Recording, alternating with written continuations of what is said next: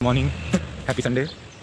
आज हमारा mini vlog start होने जा रहा है और हम सुबह की पहली मॉर्निंग में निकल चुके हैं Mumbai to Matheran. So very good, hello, good morning Mumbai.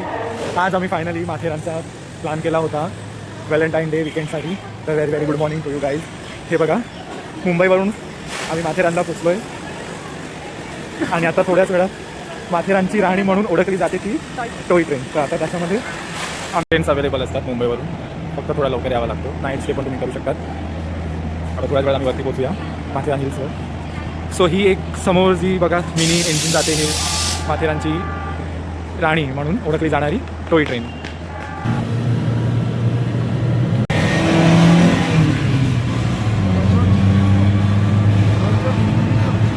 आता आम्ही फायनली पोचलो आहे माथेरान हिल्स। हे बघा, खूप छान वातावरण आहे इकडचा सध्या, एवढी म्हणजे गरमी वगैरे सुद्धा।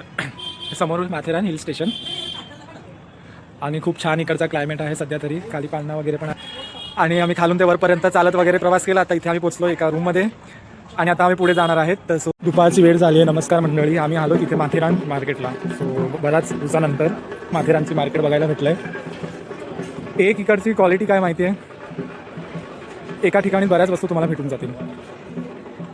हॉटेल्स वगैरे पण आता सध्या नवीन ह्याच्यामध्ये खूप भारी केलेत, तर तुम्ही नक्की व्हिजिट करा। पहिल्याचा जो माथेरान होता त्यामध्ये आणि आताच्यामध्ये खूप बराच डिफरन्स दिसतोय आम्हाला।